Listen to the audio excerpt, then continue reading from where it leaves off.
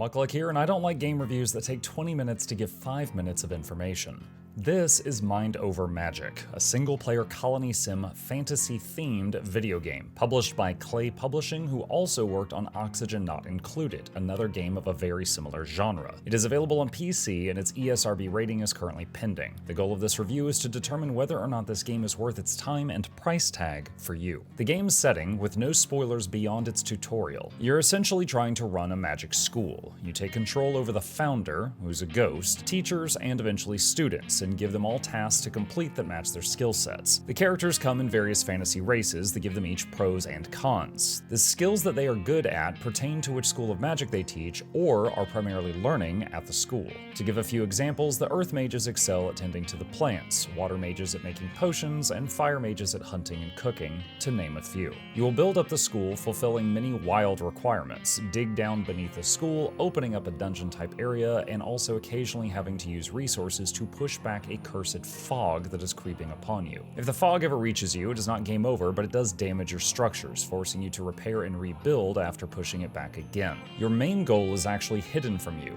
but let's just say you will need to greatly build up the school and open up the underground chambers to find it and resolve it. The general gameplay. Rather than controlling your people individually, you create jobs that need to be done, and the best person available for the task will run to do it. By enclosing a space with walls and a floor or roof, you will create a room. Special rooms can be made by meeting certain criteria, such as having medical beds in a room that is not adjacent to any noisy rooms to make a clinic. You can set priorities for your people, such as making sure the best people for cooking will consider cooking to be a higher priority than other tasks. Or if you have someone that gets unhappy from taking care of plants, you can forbid them from doing that so they don't stress out. Things like that. If you find yourself in a fight, you will pick up 4 students and or staff to handle it. Both sides have frontline and backline. With the exception of certain spells, most can only hit the backline if the frontline has already been cleared. So you usually want your tanky spellcasters up front and others behind them. Enemies will have resistances and weaknesses that will halve or double damage they receive, forcing you to change up your team as the same strategies typically won't work on every battle. There's also a large research tree that your researching staff can work through, unlocking more and more buildable things for you to create. As you learn how to assemble more wands and craft them, you can summon more students to your school, and as they grow, they can be graduated, or upgrade them to additional staff members. Anytime someone levels up,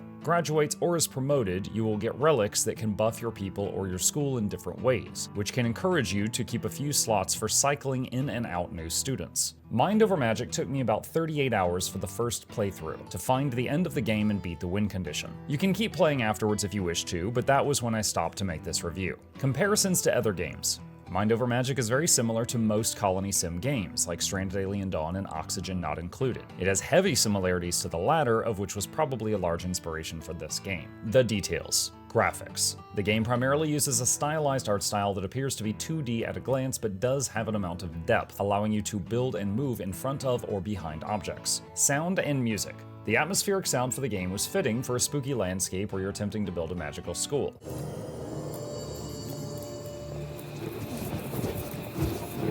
Individual tasks had their own sounds. Zooming in on anything would allow you to hear more on what was happening in that room.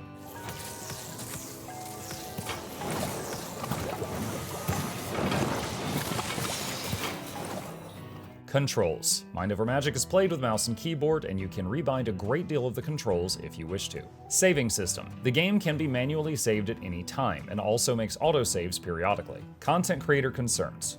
None. I streamed my entire playthrough on Twitch and YouTube and uploaded the entire thing to our Muckluck Plays YouTube channel and did not experience any muted VODs or have any issues with copyright claims. Do I have anything negative to say? A few items I felt were problems or could be improved upon. You cannot place down a blueprint for an item unless you have 100% of the resources for it. Many colony sim games allow you to place down the blueprint and your workers will build it as the resources are accumulated, but not here. When outside of the typical battle screen, if you have a bunch of enemies, like wildlife in this case, damaging your base, you cannot drag a box over them and ask your workers to kill them immediately. You have to click them and do this one by one, which is even more tedious if you have to wake your people up to do it. If there is a boss, there is a red alert type button that wakes everyone up and calls them over to help with an emergency task, but the game could use one of those buttons on other things that you want to make an emergency priority. You cannot have multiple people working on a task at the same time, so if someone who is bad at building starts making a structure, the person who is good at building will not help them, and it will take 10 times longer if you don't catch catch it. Haulers will not carry items to crafting stations to save the crafter's time. They will only carry to construction sites for large things being built. Example, your alchemist making potions has to go bring all the ingredients over to the table himself, which adds up time very fast.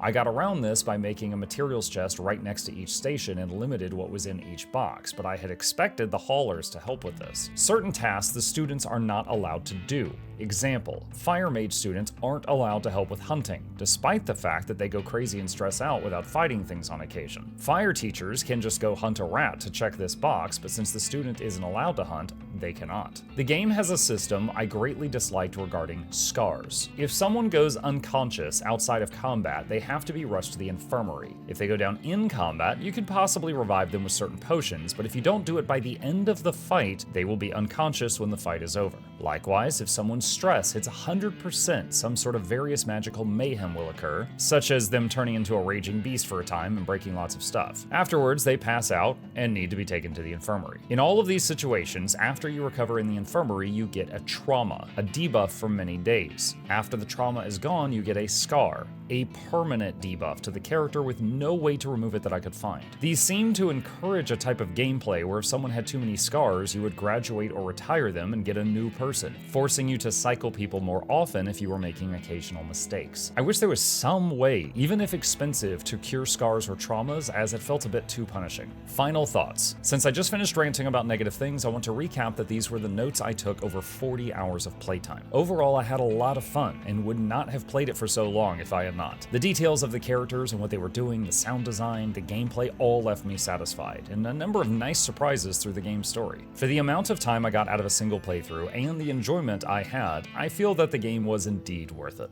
But what do you think? Hopefully now you know enough to decide if Mind Over Magic is right for you. This video was not sponsored, so if you enjoyed it, please consider hitting that like button to help us out with the YouTube algorithm, and subscribe for more content. If you'd like to see more of my own playthrough of Mind Over Magic, I'll include a link to that playlist from our other channel down below. Subscribe there too. As always, a massive thank you to our dear patrons who make content like this possible. If you'd like to become a supporter and earn early access, there's a link to that in the description. Happy wizarding!